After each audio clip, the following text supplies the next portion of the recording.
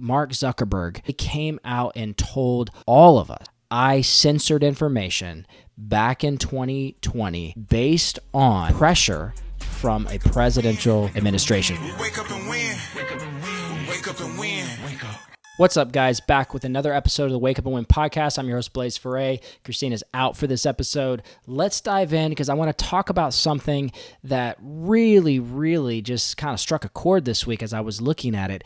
And guys, on the internet, as we look at information, I'm of the opinion that information needs to be available in order for people to make proper decisions, right? You got to think through all the information in order to make proper decisions. But if something's censored, then it's going to be hard to make proper decisions, right? So your conscience and your values should lead you to an ultimate decision if you have the right information. But if certain information is withheld from you, then it's hard to make the proper decision. So this week, Mark Zuckerberg actually came out and told all of us, hey guys, I censored information back in 2020 based on pressure from a presidential campaign or from a presidential administration. So let's take a look at this tweet by Patrick Bet David. I thought it was very interesting. Hey guys, thanks for watching the show. This episode is brought to you by Wake Up and Win Insurance. I've been helping clients for the last 8 years with their term life, whole life, index universal life, their infinite banking solutions, as well as retirement options utilizing annuities. If you're interested in my help, click the link below, book an appointment, and I'm happy to help you out. Continue enjoying the show. He says, breaking, Mark Zuckerberg just admitted to working with Biden-Harris admin to censor Americans. He either admitted to this because, number one, he's being honorable, number two, he's done with the Democratic Party, or number three, he's getting ahead of a whistleblower. Either way, this is a very hard letter to write. So I thought this was interesting because he comes out and just tells us what he did. So either he's super honorable, or he's just mad at the Democrats, or he knows information's coming out, right? I kind of mentioned this too in a sense, like when you look at the church world, I see the same type of thing. People will come out with information if they know that information is coming out quite a bit. That's what happens a lot. So they get ahead of the story. I wonder about this, but here's the thing. Wherever you land on the political spectrum, okay, whether you're like right-wing, left-wing, or more centrist, I think for everybody, this type of information is necessary for us to know, okay? Because a lot of times, like if you look at this, this is not an accusation, this is not a speculation, this is actually true information that is admitted to by the head of Meta, Mark Zuckerberg. So let's read this, and I'd love to hear your thoughts below. Okay, August 26, 2004, to the Honorable Jim Jordan. Chairman Jordan, I appreciate the committee's interest in content moderation on online platforms. As you are aware, Meta has produced thousands of documents as part of your investigation and made a dozen employees available for transcribed interviews. Further to our cooperation with your investigation, I welcome the opportunity to share what I've taken away from this process. There's a lot to talk about right now around the U.S. government, how the U.S. government interacts with companies like Meta, and I want to be clear about our position. Our platforms are for everyone. We're about promoting speech and helping people connect in a safe and secure way. As part of this, we regularly hear from governments around the world and others with various concerns around public discourse and public safety. In 2021, senior officials from the Biden administration, including the White House, repeatedly pressured our teams for months to censor certain COVID-19 content, including humor and satire, which would be like memes, it sounds like, and expressed a lot of frustration with our teams when we did not agree. Ultimately, it was our, meaning Meta's, decision whether or not to take content down, and we own our decisions, including COVID-19 related changes we made to our enforcement in the wake of this pressure. I believe the government pressure was wrong, and I regret that we were not more outspoken about it. I also think we made some choices that, with the benefit of hindsight and new information, we wouldn't make today. Like I said to our teams at the time, I feel strongly that we should not compromise our content standards due to pressure from any administration in either direction, and we're ready to push back if something like this happens again. Wow.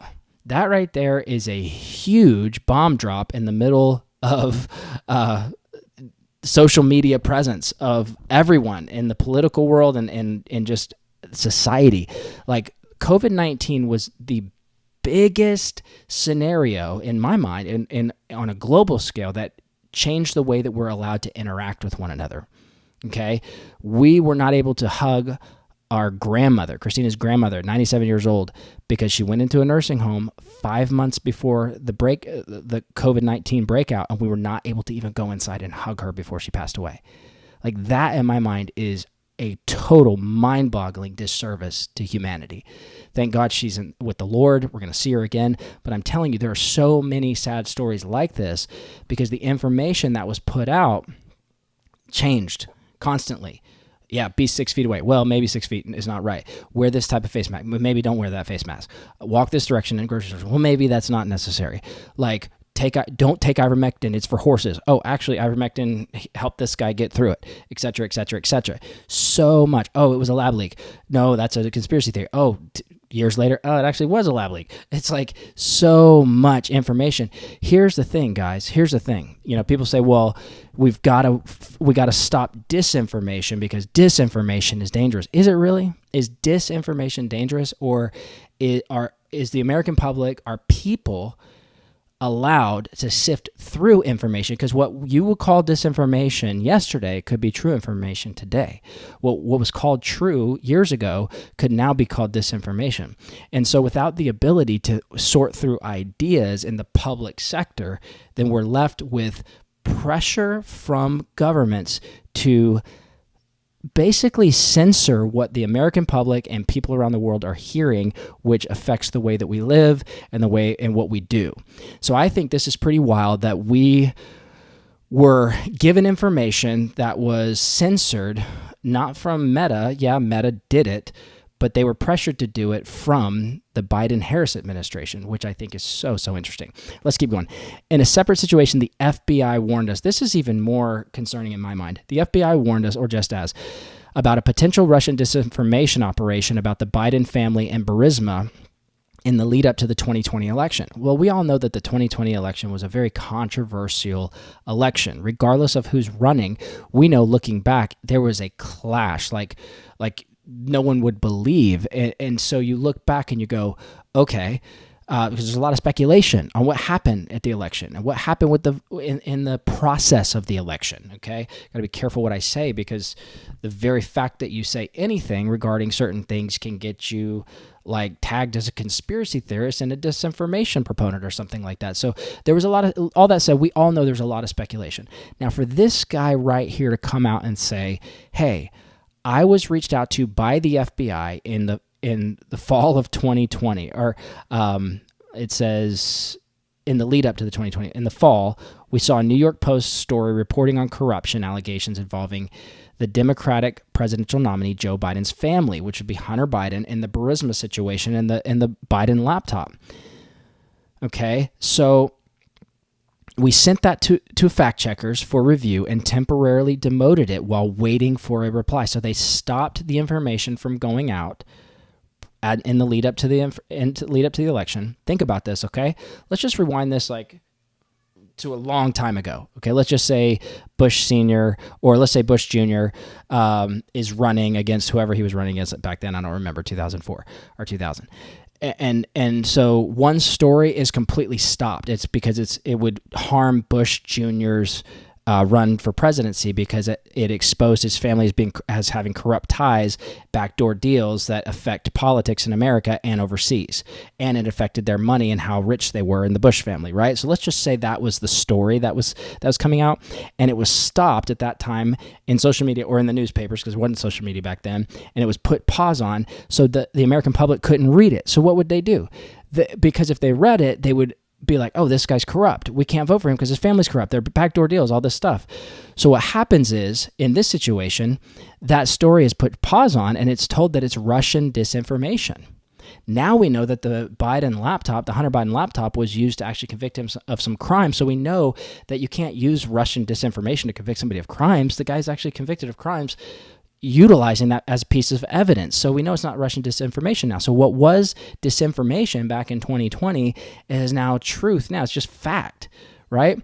So censoring information, not allowing people to see it and to discuss it on the table of global ideas or American ideas and debate, gives us an inability to make proper decisions. And these decisions are massive. They change the economy of our country over the last 3 to 4 years. It changes life. It changes all these different things. And no matter where you stand on the political spectrum, you've got to admit, if you're going to win on one side of whether it be right, left, or center, you've got to win based on true ideas, not on falsehood and censorship, right?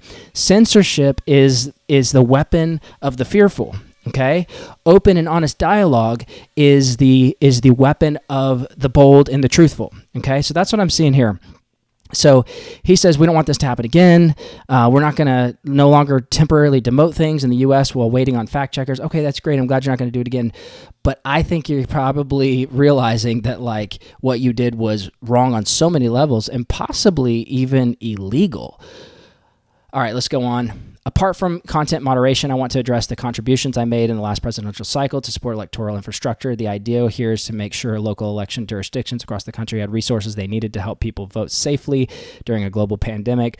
I made these contributions through the Zuckerberg initiative. They were designed to be nonpartisan, spread across urban, rural, and suburban communities. Still, despite the analysis I've seen showing otherwise, I know that some people believe this work benefited one party over the other. My goal is to be neutral and not play a role either way, or to appear to be playing a role. So I don't plan on making similar contributions. So that's about his money that he spent to probably help like mail-in voting or something like that. Speaking of mail-in voting, I get these weird text messages all the time that's like, hey, we don't have you signed up as getting your mail-in ballot yet. So I responded to that and went back and forth with the person. I said, dude, why would you be promoting mail-in ballots? Like that's for like people that are, overseas fighting or these really rare situations. We're not in a global pandemic. Are you trying to promote a global pandemic? What are you doing? Like, let's all show up to the polls and vote either way, right? And let's do it based on the market of ideas that could be debated publicly versus censored privately. Okay, so let me know your thoughts here on this whole story. I think this is pretty mind-blowing.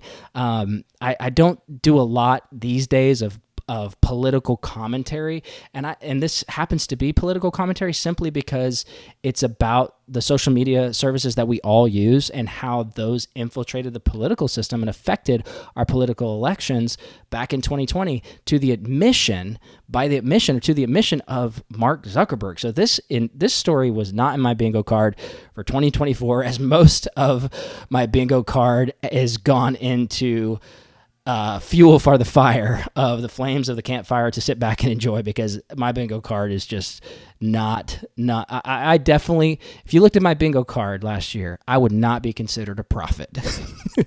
All right, guys, let me know your thoughts below. Let us know, give us your comments below and let us know kind of what you think about all this, because this, in my mind, is pretty mind-blowing. It's pretty earth-shaking. So, all right, guys, take care, and thanks for watching. Talk to you soon. Peace.